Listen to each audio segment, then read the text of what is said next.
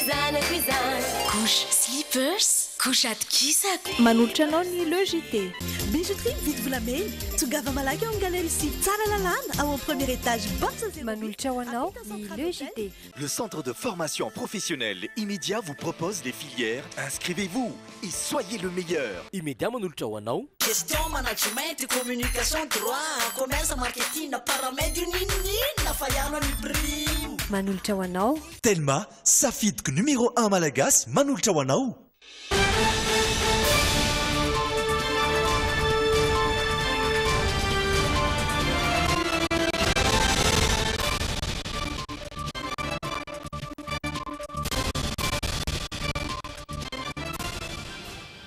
Amin'ny fitora sasany katroka eto amin'ny Drimina tonga soa ato anatin'ny fotoanan'ny Logité harava ihany koa ho anao amin'izao takarivany alatsinainy fa 12 ny volana septambra izao ndao iarahantsika avy hatrany ny lohateny vaovao. Lehilahy miisa roa no voasambotry ny polisy io maraina io rehefa niray tsikombakomba tamina fanafiana amin'ny tapediana atao amina trano fandraisam-bahiny iray teny Mahazo Arivo. Nipetraka ny paikady vaovao entina hiadiana amin'ny tsy fandriam-pahalemana manerana ny faritra maro. Fa mbola maro ireo ray aman-dreny ny mpianatra no mitotototo mividy fitaovam-pianarana amin'izao fotoana izao. Nanapa-kevitra ny hidina hifotony any amin'ny tontolo ambanivohitra hampafantatra sy hampatsiahy ny fisian'ireo vola ariary vaovao izay efa miparitaka manerana nosy ireo izay vao hamparitaka ny banky foibe ny Madagasikara. Nandalo tao Florida ilay rivodoza Irmao Maliala 570 kilometatra isan'ora hafainganam-pandehany. Ankafaliana indray tompoko lasy tompoko vavy no iarahana aminao atao anatin'ny Logité asaina ampananjana ianao iaraka aminay hatramin'ny farany. Iaraka amin'ny gotlipsika ao anatin'ny tapany faharoa izy ihany koa ny zanam-pandaharana ID Sport ianao ary insolite. Zao aloha dia iaran'olitra aminao ny actu sy ny la une ny tenako sy Pierdine Razafindramanana.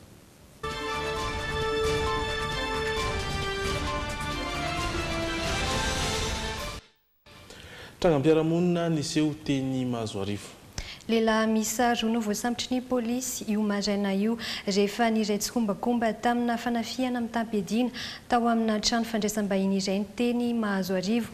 Tafaverina avokoa ny ankabeazan'ny entana saingy tafatsoka niaraka tamin'ny basy sy vola ny lehilahy iray ambaran'ireo jolahy fa miaramila miasa amin'ny toboray eny fiadanana mamintina ny vaovao amintsika Jerry Edouard sy Stéphane Chakotomalala.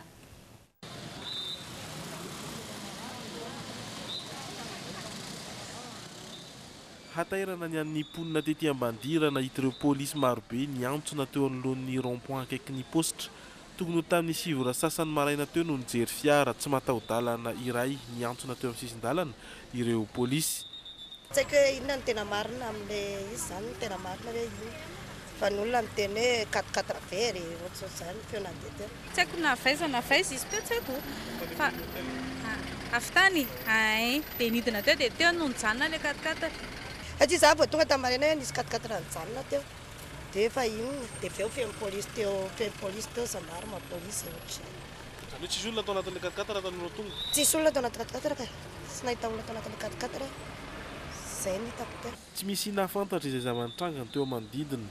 Io fiara 4-4 io anefa dia fiara halatra nentina jiolahy avy tany Mahazo Arivo. Ora 3 mialohan'io nanafika toerana fandraisam-bahiny iray teny Mahazo Arivo ny andian'olona 3 lahy. Nanofatrano tao amin'ilay hotely izy ireo io alio ary tamin'ny 9 maraina no nanatanteraka ny asa ratsiny. Foambana basy sy voafatotra ny mpiasa ary ny tompon'ny hotely.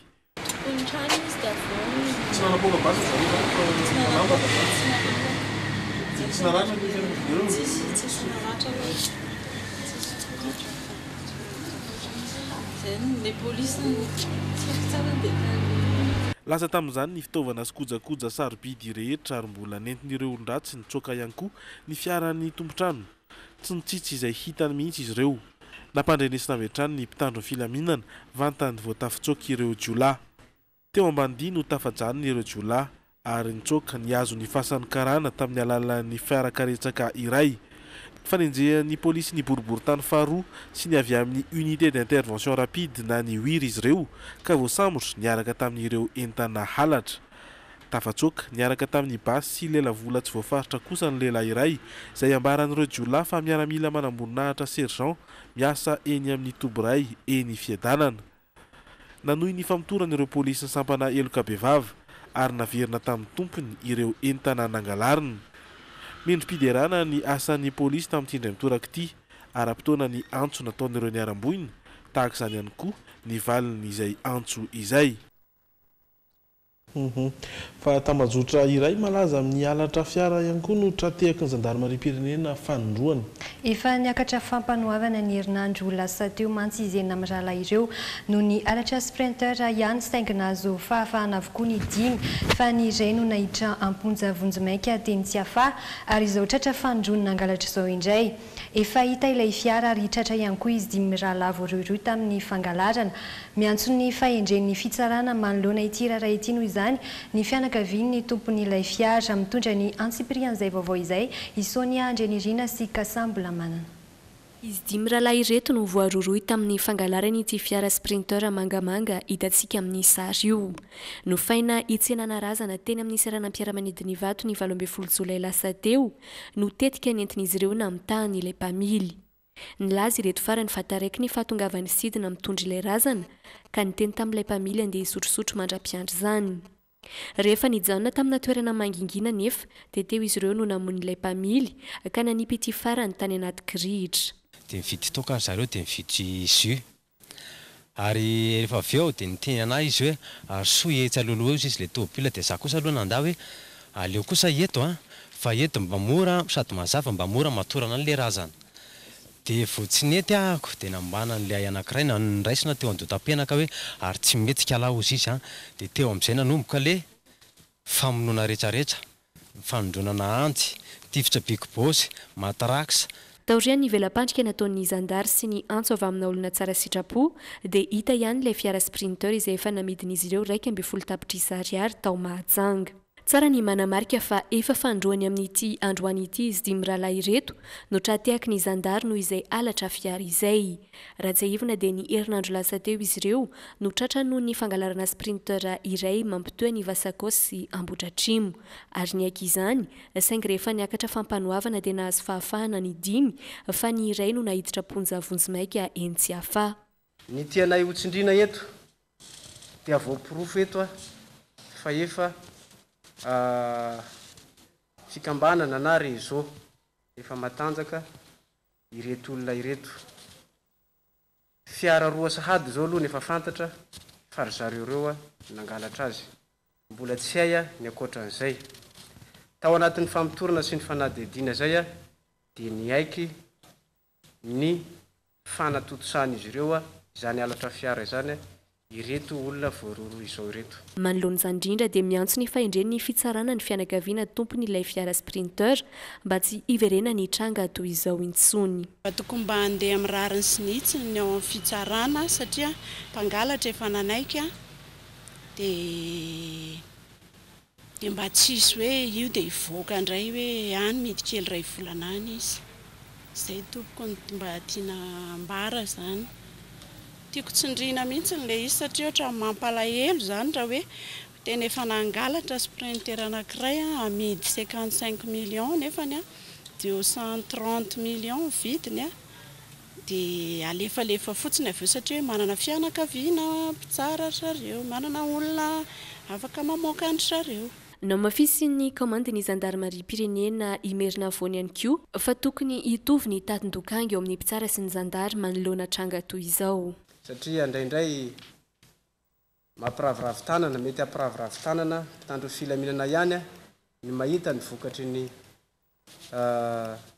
déferment manoloana ny zavatra izay hita fa mivaingana pirofo efa azo lazaina feno anaovan'ny gendarmeria ezaka mianto tena indraindray hanangonana ny pirofo rehetra manoloana ny famotorana tahaka an'izao. Hiakatra fampanoavana rahampitso ihany moa izy dimy rahalahy ireto. Andrasana indray noho izany izay mety afitsoko ny fitsarana aorian'ny fiainona azy ireo. fa amin'izay fandriam-pahalemana izay hatrany nipetraka ny paikady vaovao entina hiadina amin'izay tsy fandriam-pahalemana izay indrindra manerana ny faritra maro. Ny farany herinandro teo nisy ny atrikasa sy fakakevitra nataon'ny zandarmaria pirenena tany amin'ny faritra atsimon'ny nosy. Nisy ihany koa ny fidinana ifotony ary tambazotrana dahalo ny konkonina fanafiana no trateaka izy ireo raha araka ny fanadiadiany Irina Andriamalala sy Dolpha Rakotoniaina. Ankoatr'izay dia isy ihany koa ny rindra safatsoroan'ny fandriampahalemana rahampitso. Ndao arahana ny Antsipiria. Mitony ady amin'ny asandalo ny faritra atsimon'ny nosy nanatanteraka fidinana ifotony tany Betroka ny zandarmaria pirenena andrava ireo tambazotran-dahalo mpanao fanafiana. Tratehaka tamin'izany ireo tambazotra mikononkonona fanafiana amin'ny tapiadiana.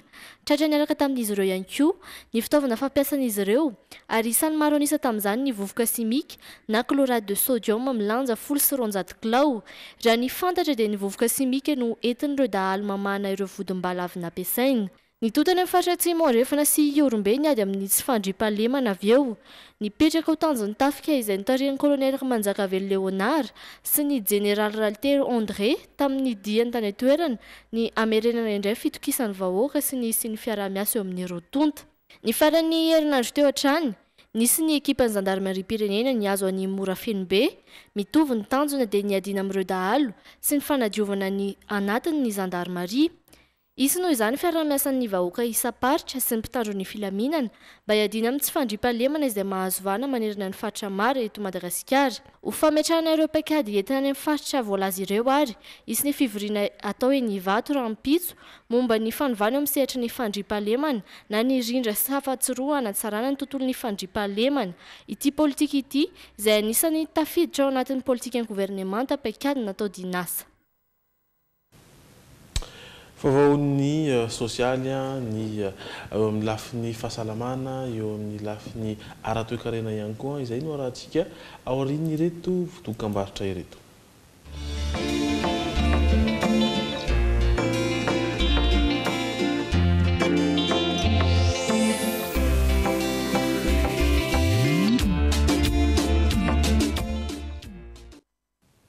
Amin'ny valora latsaka vevan'izao ary anohy ny fotoana isika hijery ny vaovao manaraka dia ny actu izany.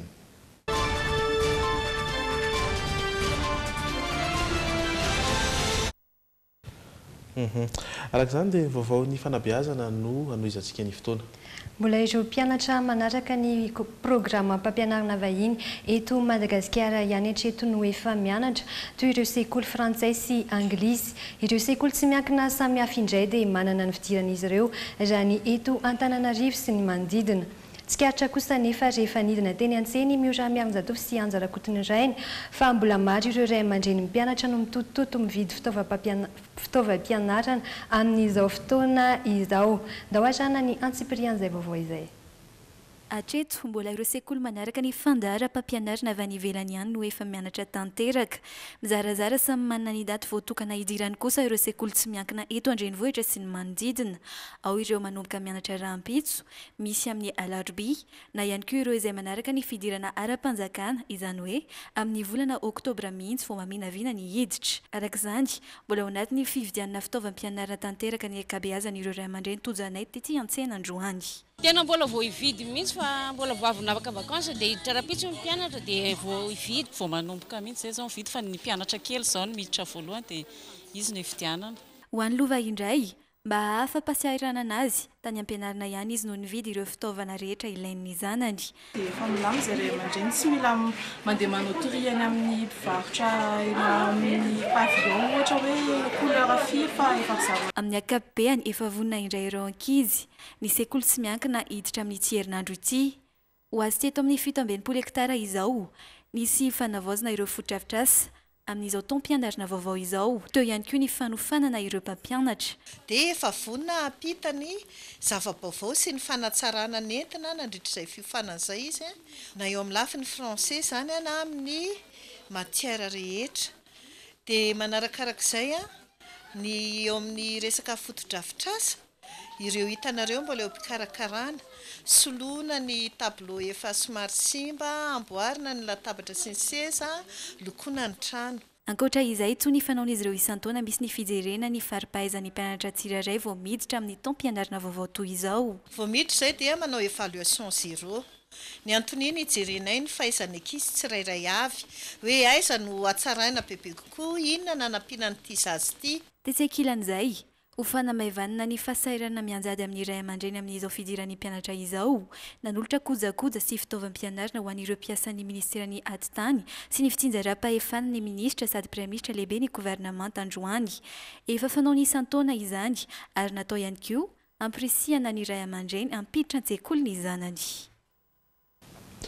Vaovao ny toe-karena kosa dia ankatoky ny fivoahan'ny andiany faharoa amin'ireo vola vaovao ny eto amintsika. Nanapa-kevitra ny banky foibe ny Madagasikara ny hidina ifotony any amin'ny tontolo ambanivohitra, ampahafantatra sy ampatsiahy ny fisian'ireo vola ariary vaovao izay efa miparitaka manerana nosy sy ireo izay vao aparitaka. Angom-baovao iarahana amin'ny fenoaja ariana sy Dolpha Rakotoniaina. Iray volana mahery kely taorian'ny voan'ny vola taratasy vaovao ny volana jolay lasa teo dia efa nisy sahady ireo mpanao vola sandoka tratran'ny mpitandro ny filaminana toy ny tany Sambava natratrarana vola 2 alina vaovao sandoka misy 110. Raha ny Antananarivo kosa dia ny vola 2 alina vaovao no tena rasibatra amin'izany na dia efa misy azy ireo marika famantarana manokana anavahan'ireo vola ariary vaovao ireo. Les signes de sécurité zany hoe le miovaova iny zany anankiray dia ny fil de sécurité mora fatarina ireo fa sarotra dika fa ny fanaovana vola sandoka na any an-dafy azy dia manao vola sandoka ny olona any. Ny tiana ho tenena zany dia hoe ireo singa ireo no tsy ho azo adalaina tahaka. Anisan'ny voafitaka amin'ireo vola vaovao ireo ny olona any ambanivohitra ka nanapa-kevitra ny banky foibe Madagasikara ny hidina ifotony ampahafantatra ny fisian'ireo vola ireo any amin'ireny toerana ireny mandritra ny roadshow. Ampahafantarina mandritra ny roadshow avokoa na ireo vola vaovao nivoaka ny 17 jolay teo na ireo izay voavoaka tsy ho ela. Ny akamaronina anaovana peta-drindrina sy ny tratran'ireny hoe ainao manjery dia na tanan-dehibe na tanàna salasalana. Fa ny roadshow zany tena mikendrindrindrindrindra ireo ataontsika hoe commune ambanivohitra. Tena mikendrena mihitsy hoe mba hatratrarana ny izay olona betsaka indrindra ahafahana manentana ny olona indrindra. Tsy misy fiantraikany amin'ny toe-karena malagasy nefa ny fivoahan'ireo vola vaovao ireo raha ny fanazavana. Mijanona amin'ny fatram-bola ilaina amin'ny toe-karena ihany ny vola mivoaka fa tsy mitombo akory ka hampiakatra ny vidin'entana. Marina fa amin'ny alatsinainy 29 ny volana septambra ho avy izao no hivoaka ny vola 100 ariary, 200 ariary, 500 ariary ary ny 1000 ariary vaovao manerana ny nosy. Fa amin'izay vaovao ny toe-karena izay hatrany dia iroso amin'ny fanarenana ny orinasa mpamokatra siramamy Sukoma any Analaiva Morondava ny fanjakana malagasy. Izany dia vokatry ny fiara-miasa teo amin'ny fanjakana Sinoa sy ny fanjakana malagasy rehefa nataon'ny fijerena ifotony ny fahasimban'ny orinasa. Raha ny fanazavana dia fanakany antoerana ny orinasa Sinoa nijery ireo foto-drafitra samy mila fanamboarana. Tanjona ny anarenana ny orinasa ao anatin'ny fotoana aingana mba ahafahana manome asa ireo mponina ny Morondava ary ampiroboroboana ny sehatry ny indostria eto Madagasikara. Ny zavatra fantatra dia misy ny fahavononana iara-iasa ao amin'ny rototo. Ny any amin'ny partie chinoise moa zany dia manao izay anafanganany ny ametrahany an'ilay rapport aty amintsika malagasy. Vaovao ny fahasalamana kosa dia sosikevitry ny fiarahamonim-pirenena ny ampitomboana ny teti-bola ny fahasalamam-bahoaka hiotry ny 9 isan-jato. Milaza ho misedra fahasahiranana amin'ny fitsaboana rahateo ny 7 isan-jato ny olona nanaova ny Liber 32 fanadiadiana. Nampahafantarina androany moa ny vokatra izay fanadiadiana izay ary nanatrika izany teny faravohatra ihany koa i miaro sorojy ravaka sy Zora Andriansalama. Nandritra ny iray volana, nisy ny fanadiadiana momba ny fahasalamana nataon'ny fikambanana Liberté 32 tamin'ireo olona 200 latsaka kely nakana hevitra tamin'ny alalan'ny internet milaza ny 7 isan-jato fa misedra fahasahiranana eo amin'ny sehatry ny fitsaboana. Izay no tiako marihana hoe tsy fitoraham-baton'ny mpitsabo no atao anatiny fa nanontaniana misy mpitsabo namaly ihany koa anatin'io fanadiadiana io ry zareo koa dia mitarena hoe tsy ampy mihitsy ny fitaovana sy ny mety manana omen'ny fanjakana ka lasa tsy zarizary ny fanaovana an'ilay asa indraindray. Izay zany mety hoe mahatonga an'ilay kolikoly tsy atao hoe prétexte na excuse izay. Milaza iaran'izay olana eo amin'ny fitsaboana izay ireo manana fianakaviana autiste raha ny fijoroana vavolombelona nataony Ravelo Misambolatiny. Ny volana jona teo, nisy manam-pahaizana iraisam-pirenena nanao fitiliana ankizy anjato ny momba ny autisme teto Madagasikara. Ka tsikaritra tamin'izany ireo lesoka samihafa momba ny fandraisana an-tanana ireo olona autiste. Précisément moa indrindra ny neurologue izay mbola manome fanafody tsy izy ary fanafody efa tsy azo omena intsony any ivelany. Faharoa ny fisiana faux diagnostic izay tsy tokony izy intsony. Ankoatra ny fampitomboana ny teti-bola tokana ho an'ny fahasalamam-bahoaka mba hioatra ny enisan-jato.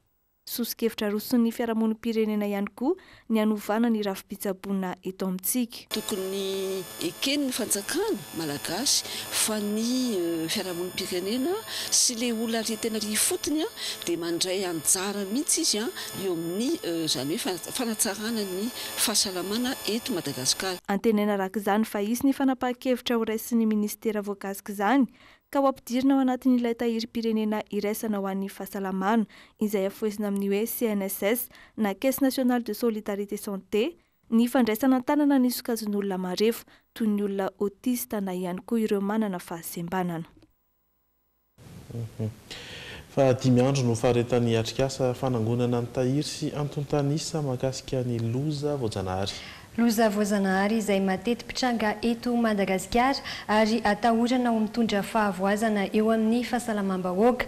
Totosaina any Tomasina izay atrikasa izay ahitana ireo mpiantsehatra maro avy amin'ny ministera tsirairay miaraka amin'ny OMS ndao arana ny fanadihadiana iarana amin'ny Fabien Rabenarivo.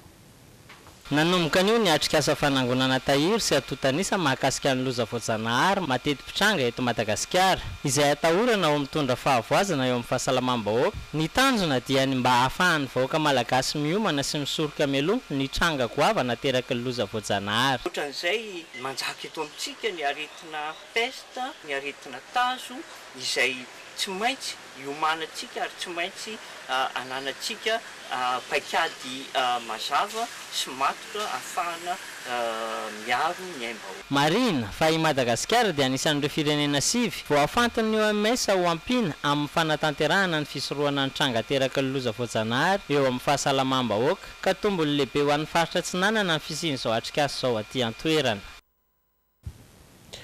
Fa izay vaovao izay ihany koa no mitondra antsika amin'ny maresaka avy any ivelany dia ny loza voajanahary izay sedrain'ny Florida noho ny fandalovan'ny rivo-doza Irma. Nandalo tao Florida tokoa io rivo-doza io maly alahady 570 kilometatra isan'ora ny hafainganam-pandehany. Olona maherin'ny 3 no fantatra fa maty hatreto avokatry ny amafy ny rivo-doza izay entiny Irma. La ville de Tampa Toy ny lalan'ilay rivo-doza Irma raha toka 3 andro teo izay no namaky vakiny any États-Unis. Tahaka izao kosa nefa ny taketrana velan'ny Irma tahotry ny nandalovany tao Florida. Dibo-drano ny tanàna, tapaka ny jiro, maro ihany koa ireo foto-drafitrasa simba tao an-toerana. Tsy nisy niomana ary tsy nisy nanampo ny fahatongavan'ny rivo-doza Irma tao an-toerana ny ankabeazan'ireo mponina. Ho an'ireo olona afaka antsoaka aloha dia nandeha hoy ity lehilahy iray monina ao andrefan'ny Florida ity. Ireo tsy manana fahafahana kosa voatery ny janona, tsy mahita lera teo, hoy hatrany izy. No hevery koa efa nijanona io rivo-doza io, tsy namposiko mafy tahaka izao. Raha ny nambarany sampana mpamantatra ny toetry ny andro any an-toerana, ny ena ny hafainganam-pandehany rivo-doza Irma omaly. 570 kilometatra isan'ora sisa izany amin'izao fotoana, raha 200 kilometatra isan'ora teo aloha. Azo lazaina ho mahery hatrany anefa izy noho ny oram-be sy ny tafiotra entiny. Vinavinaina andalo any amin'ny tapany avaratry Florida any anio alina moa io rivo-doza Irma io. Toy an'izay ihany koa dia any États-Unis hatrany dia mandrahona ny tokona ireo Dreamers. Nidina andalam-be tao Washington omaly alahady ireo Dreamers mitaky ny tsy anafoanana ny programa nasany Barack Obama teo aloha izy ireo. Tsy ino izany fa ny Daka izay lalàna ahafahan'izy ireo mijanona maritra ao États-Unis.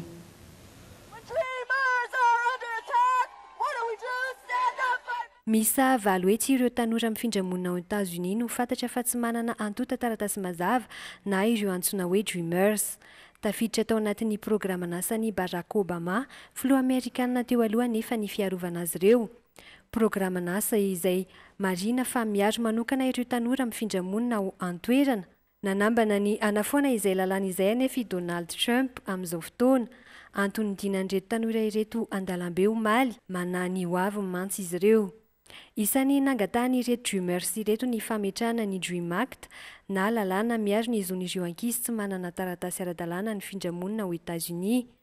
Nanome tanana ireto tanora ireto ihany koa ireo mpampianatra. Tena mafy hatramin'ny alina mitentena ary manontany tena hoe inona no azo anao, namanao ny havanao, matahotra sao tsy havita mpianatra intsony. Anisan'ny tanjon'i Donald Trump moa ny anafoana ireo mpifindramona tsy ara-dalàna, antony nahatonga azy hanao izao asa izao izany. Izay ihany koa no vaovao azo natolotra tao anatin'ireo mahasombavao ny à la une sy ny actu izany ireto indray kosa no mihaino antsika ao anatin'ny tapany faharoa.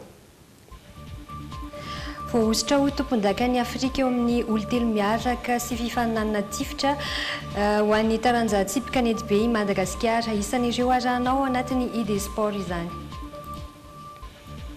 Fanontaniana napetraka tao anatin'ny hoianao androany hoe avy aiza no mitsoka ny varatra na ny mousson.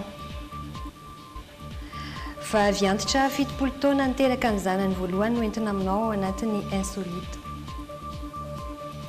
Ireo rehetra ireo ary no mbola anasananao tsy saraka aminay ao anatin'izay tapany faharoa izay ho avy eo Gotliba hiaraka amin'ny Jerry Edouard. Ny tena kosa dia mametraka ny veloma mandrapitafa ho amin'ny manaraka indray veloma toko.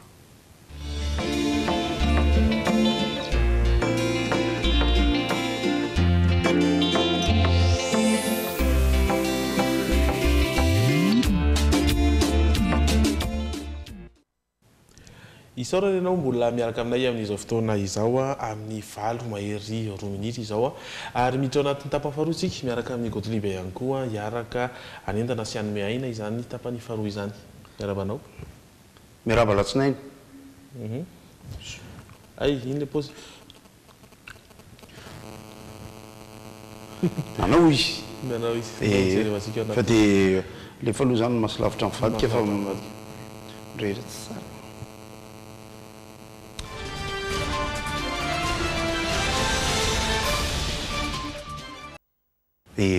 Mahasolavitra mivadika moa zany dia hitantsika tao anatin'ny vaovao fa malaza zao ny olona efatra dia alefantsika amin'izay zany le izy raha ny actualité aloha zany nijerena dia ny fanafiana samihafa aloha zany dia hitantsika teo ny Negevria Mazorivo efatra misy soferiny liziny efatra dia telo mipetraka ray mandeha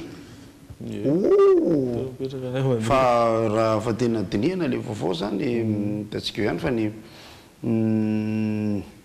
manambasy manetsika dia manambasy no enjehana totran'izay ny fandehan'ilay izy zany dia ny majinika ny voaporiporitra misy an'izay zany le vaovao teo dia teo koa ny misy efatra indray koa 4 garçons dans le ventre miaraka amin'ny sprinter mangamanga ohatrany hoe saika kanarazana teny ivato saika zay zany le subterfuge le fomba fampitana dia ny efa ranolay dia ny efatra mipetraka tsisy mandeha ary rehefa lafo 220 tapitrisa ariary le zavatra dia zany hoe rehefa tena dinihana araka le lazainy commandant teo aloha zany hoe imerina folo izy teo aloha sa imerina central le merina central fa somary izy ty imerina central ny faritry merina central zany dia mamondrona ireo toparitra ny gendarmerie pirenena brigady manerana any Antananarivo renivohitra ataontsika ohatra Ambohitra Atrimo ireo faritra manodidina zay mazava tsara zay dia reny ndray le fanafiana ihany koa reny zany fa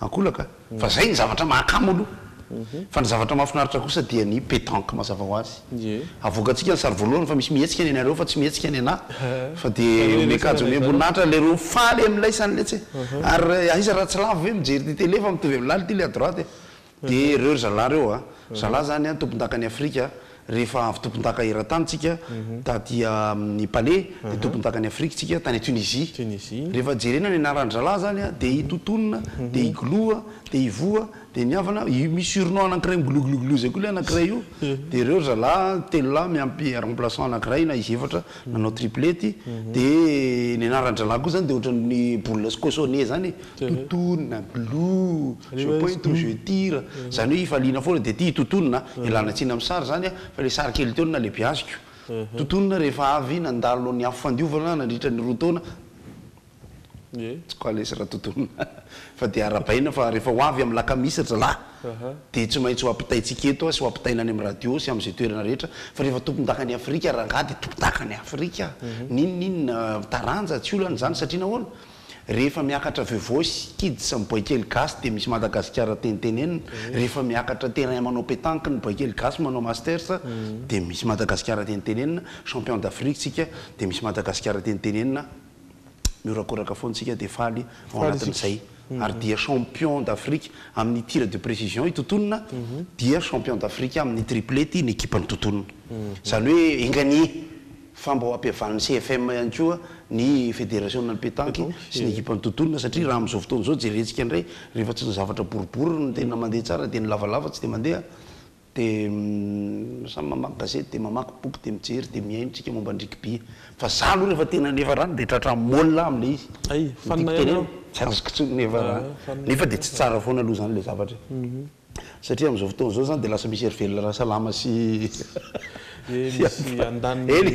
fomba fiteny moa zay zavatra zay zany fa mino isika fa dia hiasany CFM zay vao natsangana voaingana rehefa anao fianianana fakandro vitsivitsy fa ampiavana andrareo ao amin'ny rugby ihany koa zay fa mbola misy efa da dans le vent hafa koa dia alefantsika indray ny sary manaraka dia ny reo zalahy fa resahana ihany moa zany satria moa izahay moa rehefa tonga alatsinainy ohatr'izao zany na hiakatra dia hitantaran'ilay zavatra nitranga moa tsika zany dia ny kakakakakayamba izay fantatritsika zany fa dia kakakaka miaraka amin'ireo hirakayamba misy lokoloko kely tamatavy mozika basesa betsy misaraka misy ihany koa ny hira ny fanojinojo tamin'izany taona zany nataonay tao ihany ny gymnase ny Mahamasina fantatritsika io fa manahirana ny akoustika fa mbola salusy kopatana no andraponina ao amin'ny rapom amin'ny miritsoka mitady leçon tao anatin'ny gymnase izahay moa zany dia mitondra ny zavakantonay dia ny fampimehezana samihafa amin'ny paozy sy ny hira sy ny sisa ny olona misy mandihy misy misotrotro misy mipetrapetraka dia ny tadiavina izay nety zany hoe ny tsara indrindra azo natao zany leçon tao amin'ny gymnase mbola manantena izay fa mbola isy fotoana hafa ireventsika ny kakakakayamba fa reny le izy efa da fa rehefa aorindrina kely eo tsika fa toizatsika aloha ny vaovao fa mbola misy efa da hafa ao mbola lazaintsika eo rehefa avy eo amin'ny faraparany eny ary tsika dia hijery ny vaovaon'ny fanatanjahantena ny ID Sportsika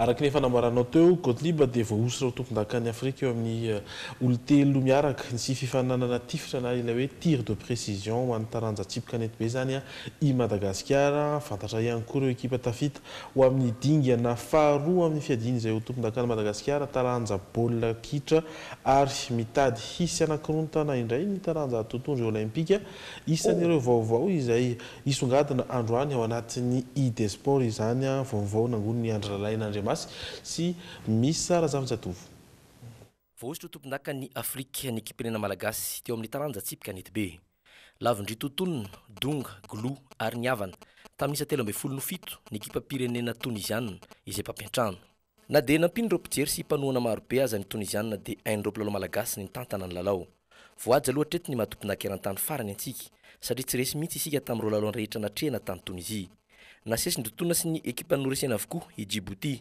14 i Mauritanie 14 ary i Benin 17 tany amin'ny lalao-mbondrona ka natonga antsika ho lohany tao amin'ny vondrona dia taorindro dia lafintsika tamin'isa 13 ny Tchad teo amin'ny lalao ampaifadalana i Côte d'Ivoire 15 kosa teo manasadalana ankoatra ny olotelo miaraka dia voaositra tompon-dakany Afrika teo amin'ny tifitra na tir de précision ihany koa i totonina na Tony Tsihoara Alain Zazoel mbola tunisianina Bougriba no resiny teo amin'ny lalao famarana tamin'isa 10 mazavazy fa tafita hiatrika ny fedina izay tompon-daka eran-tany atao an'ny Norvège amin'ny taona 20 ny ekipirena malagasy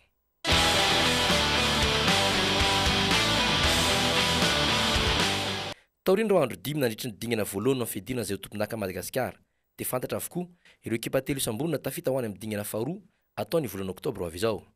Teo amin'ny vondrona azy ny lalao tany Mahajanga dia tafita ny Kosfa Analamanga, USSK Ambanja Diana ary ny Varatrazany Sofia. Ny vondrona be izay ny lalao tany Tomasina kosa dia ny tanalarina voalohany ny HZM Malotra Mangoro, Arana Jesa Bonglava ary fahatelo ny RTS Jetmada Itasy izay samy tafita avokoa mazava ho azy. Ny vondrona C teto Analamanga, LGK Plus tompon-daka Analamanga Nontarika, naraka azy ny Top Dom tompon-daka Namorona Mani ary ny farany FC Maeva tompon-daka ny Betsbook ary ny ekipa telo farany tao vondrona D lalao tany Fianaratsoa dia tafita ny Knapsa Sport Itasy, ny FC Angel Lanosy ary ny Zanakala FC avy eo Matsiatra Ambony. Ho an'ireo voka-dalao tamin'ny andro farany tanterana omaly dia ndavady sala rain'oray ny LGK Plus ny Top Dom. Lalao somary naherierisetra ny zotra tena mikanja be Mamasina. Tiolony dia lavy ny VFM tamin'isa 10-2 ny FC Malaimbandy ary resy ny FC Maeva tamin'isa 7-2 ny FC Megnanara. Tamin'ny Mahajanga indray dia nisongadina nandresy ny FC Yarina tamin'isa 3-2 any Fosa Junior Analamanga izay nisolo-toerana ny Fosa Junior Boeny tamin'ity fananana ity. Lavy ny Kosfa tamin'isa 2-2 kosa ny USSK Ambanja ary tany Tomasina dia lavy ny Adjesa tamin'isa 2-8 ny FIFA Tomasina. Ny onika teo anatreny HZM Parafaravola tamin'isa 2-2 ny RTS Jetmada. Nomontsany ny FC Vakinankara tamin'isa 4-0 kosa ny SDF. Ny farany tany Fianaratsoa dia resy ny Knapsa Sport tamin'isa 3-1 ny FC Angel ary lavy ny Zanakala FC tamin'isa 2-0 ny 3FP Toliara.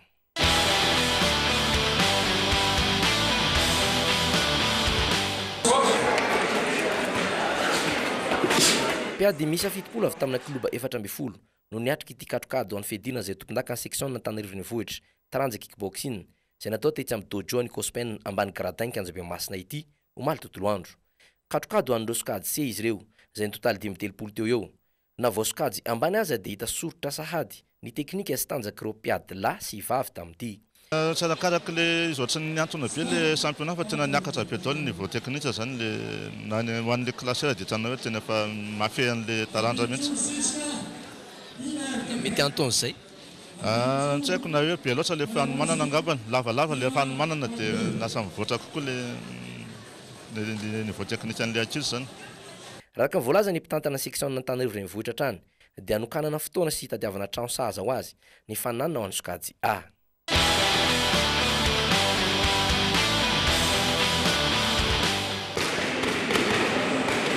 Malona resa be mandeha sy tatitra diso ataon'ireo mpitantana ireo ligy sasantsasany any amin'ny komite olimpika malagasy dia nitondra fanazavana makasika ny tsy fisina olana sy ny fiara-miasa eo aminy sy ny filohan'ny federasiona malagasy taranja ady tontolo olimpika ny filoha lefitra. Enimbolana ny fitantanana iny io dia ifa nanao championnat d'Afrique zay qualifié koa zay tany amin'ny championnat du monde ka reny moa tsy latra reny ka etona zany zay hoe ligue ray na roa aveliko foana ligue ray na roa zay manao fitarainana any amin'ny commande izahay tompo koa dia manana règlement intérieur statut ka aoka aloha angataka aty aminay namaka any amin'ny ministère zay tompona ndraikitra zay piainay zay vao miteniteny fa sisy ekolaary eto akory ka ho ampediny fa zay sy président Hermam zany tsy adina ovinana mihitsy. Etsy ankilany dia mahatsapy izany fandrosoana ady tontolo malagasy izany ireo mpitantana ny ligue maro manerana nosy sy mpanazatra nasionaly. Efa hitako aloha zao tsara ny fitondrana ny président akorariny fanampy président Hermam Sezibosy koa tsy tokony korotanina aloha rehefa manao ali sasa manakorontana nefa tsy mahatondrana brique ray tao anatin'ny fédération malagasy de boxe fa faly ady fotsiny iady io tombotsoany zareo andeha fa tsy ady tombotsoa apa anatsara ny tiady firy taona ny boxe tsy nandeha teto. Zay ligue zany dia tena mangataka hoe aleo andeha ny fitantanana ny fédération malagasy ny boxe zay tantanan'ny président Rotoda aleo andeha io boxe io fa io fanakorontanana sy le hoe fanonganana isaka mihodina io zany dia tena fa tsy mety tsony ao anatin'le tontolon'ny atontolo satria fa zay no nahavoatra azy. Ankoatra ny fiadinana izay tombon-daka eran-tany ho an'ny ady tontolo olimpika sokady senior izay ananantsika solotena dia vonana andeha hiatrika ny fiadinana izay tombon-daka eran-tany ho an'ny ady tontolo sokady zazavavy atao any Indy amin'ny volana novambra avy izao ihany koa ireo mpitantana fédération ka hanaovan'izy ireo antsoavy sahady amin'ny tompona ndraiky mpanjakana ho amin'ny fanampiana. Meloha zany dia ho avy ihany koa ny fiadinana izay tombon-daka Madagasikara taranja ady tontolo olimpika. Za manao tontolo fa tsy nanao combat mihitsy fa ny antony izay moa resaka tahotra angamba alohany fa dia io le kitapo miantony io ny ano ataoko ho an'izay mbola afaka manao an'izany moa ny tena mahatsara n'izay lafin'izay aloha dia mampiontsakotsana ny ny anaty zany fa mandaka ihany koa indray fa na izana zany le vaovao teo zany mafinaritra fa misy mampalely foana moa zany dia etotsika zany dia zay mihitsy nyteneniko ny hoe tena maro dia maro zany asa ho ataon'ny CFM zany rehefa tena mariny za kosa aloha dia mankataka aminareo fanjakana sy anareo komity mpampiavana zay anao fianianana atsoatso tsy ny izy anao ampiavanareo ao ampiavano rugby ampiavano ny boxe anglaise ampiavano ka manino fa manina ny mpanao politika mitady ampiavana sy ny vahoaka sy nino ahoana dia ampiavano koa zay tsy miavana aty amin'ny sport sy ny fiarahamonina aty dia aza soloana lehibe fokotany ary hojery zanam-panarana manaratsika ny ho ianao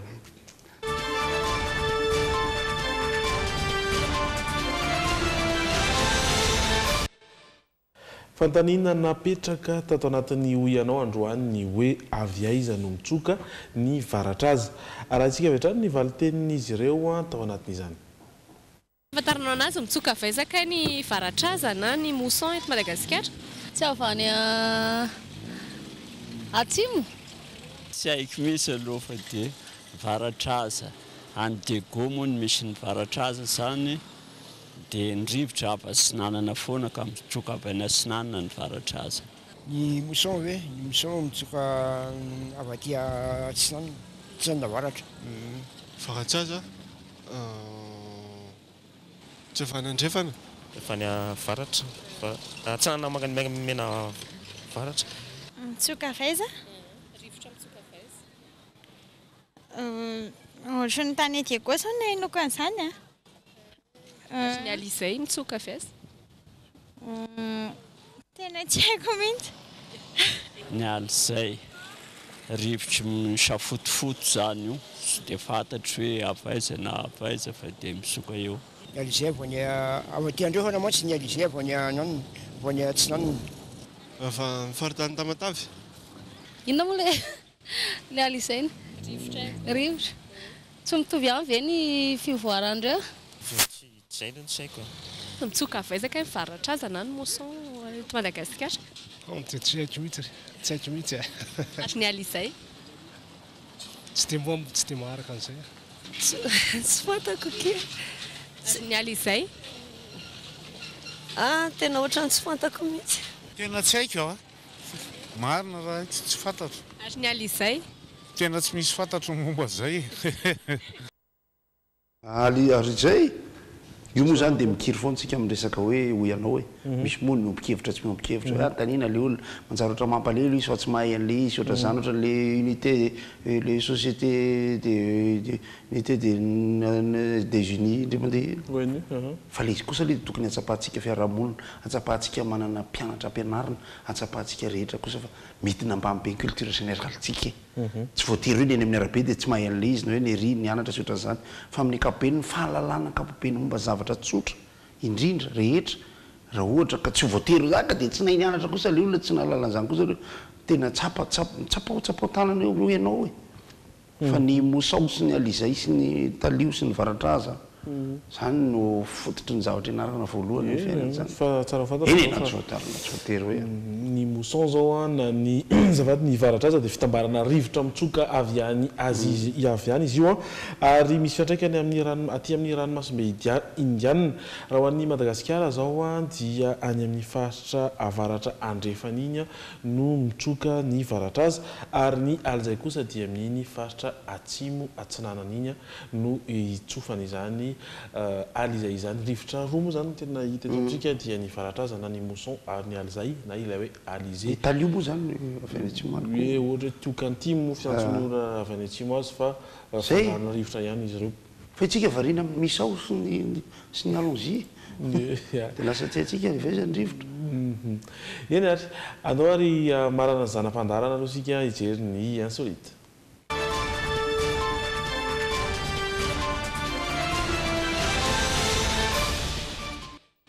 afakely tokoa ity nitranga ity satria dia 70 taona ny ity vehivavy ity ary dia niteraka ny zanany voalohany izay no entina aminao atao anatin'ireto sary ireto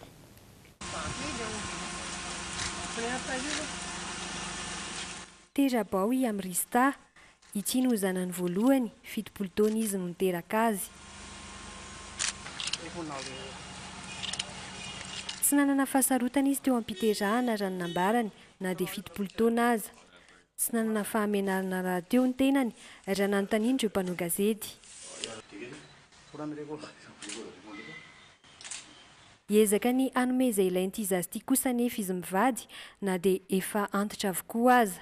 Marina fa ankoatra ity renim-pianakaviana iray ity dia efa maro ihany koa ireo vavy antitra niteraka teo amin'ny faharaiky amin'ny 100 taonany 80 taonany.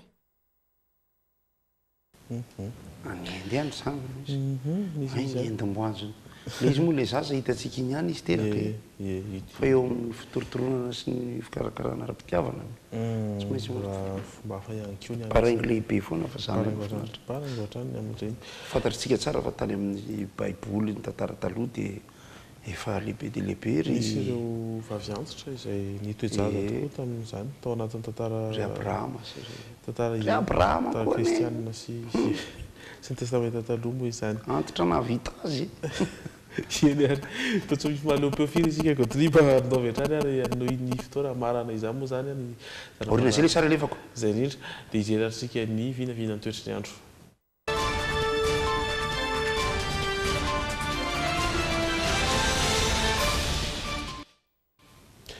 Amin'ny ankapobeny dia hojerevantsika aloha ny toetr'ny andro ho an'ny tontolo andro ny talata 12 ny volana septambra ho avy izao izany hoe raha pitso izany.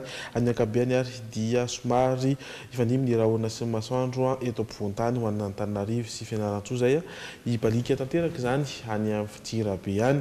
Raha ny sisiny avaratra sy andrefan'iny Mahajanga Antsiranana dia ibalika ihany koa ny masoandro any Mahajanga ifanimy ny rahona sy masoandro any Antsiranana sy tapany Antsiranana no mety amina vinanana rotsakorana amin'iny mitatao vovonana iny na forapolaky ny andro iny raha ny vinavina hatrany izay ny ibalika tanteraka kosa ny masoandro any Toliary. Ny maripana voavinavina dia andidina ny 9 degré ny maripana ambandrindra ho any Antsirabe zay andididina an'izay ihany koa ny eto Antananarivo 10 eto Antananarivo 10 any Fianarantsoa. Maripana ambondrindra voavinavina dia any Toliary hananika ny 10-30 degré ny maripana any Mahajanga ihany koa 4-30 degré 30 degré ny Antsiranana ireo faritra vinavinaina izay hafana indrindra. Amin'ny 10 ora mahery 2-20 minitra no hiposaka ny masoandro ary ilentika amin'ny 10 ora mahery 10 minitra. Misy moa ny tsy maintsy mba kopakopatananao amin'ny namana ny Mahajanga satria tamin'ny nandalo tany zany dia tena anisan'ny zavatra nafinaritra ny resahan'olona eraky ny kion-dalana ny logité sy ny karazana olona hoentina eto pôzipôzy isan-karazany sy ny sisa dia hoentina le pôzin'le olona fantatritsika fa anoany misy fifaninanana le hoe mitovy sy ohatran'izany feo elana sy alina fa ny antsika eto zany dia tia nisy sary ny voaka teto nataoko dia aveo misy mamoaka le izy any anatin'ny Facebook hoe io ony dia mahafinaritra ao amin'le olona manome kosa aloha dia mba le rangamba tsy ahitan'le zité fa dia hoe io ny zokin'ny lamatoa rabasoa rabatsara misaotra nandefa ny sary ary nisy anankiray nataoko koa ary voaingana dia nikayamba tetsy amin'ny dia io fa tsy malinina fa misy anarana io Steve Harvey mahafinaritra ibandy io ibandy ray ty koa ka za ohatra mahita ohatra ny tsy mifikely lanytiakana ihany ko le anankiray anjalijalina le mananatra ny zanany dia zay tena mitovy tokoa le Cyril marina zany eny ary mamanana fotoana koa tsika Godliba zay mihitsy a dia fantaninana koa ny apetraka voalohany hoe manao ahoana ny gymnase Besarety fe mbola misy ary faharoa tsy izay mamaly azy fa misy miteny hoe zokin'ny ministra taloha président Samuel ministra ny fitsarana zao zay mamaly hoe ahaka ie tsy izy zany soranainao niaraka taminay hatramin'izao fotoana izao aza misaraka aminay anefa satria aorian'izao logité izao dia hivantana avy eny amin'ny vilam-pazapah ny saritsika anaraka ny vaovao avy entsika efa vomboninao ny zareo avy eny amin'ny vila ary dia mametraka amin'ny veloma mandra-peona ihany koa izahay ho amin'ny rampitso indray ary veloma tompoko mandra-peona.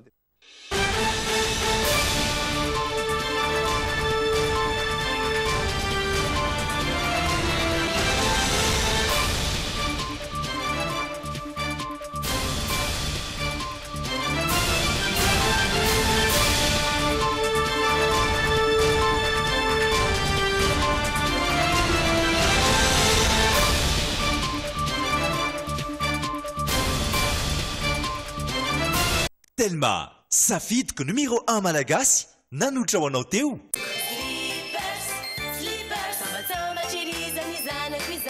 Couche slippers, manolotra anao ny logité gestion management communication droit commerce marketing paramètre ninina fa iano ny prime manolotra ho anao Le centre de formation professionnelle Immédiat vous propose des filières. Inscrivez-vous et soyez le meilleur. Immédiat manolotra ho anao bijouterie vite volameny tongava malaky ao galerie sy tsara lalàna ao amin'ny premier étage box manolotra ho anao ny logité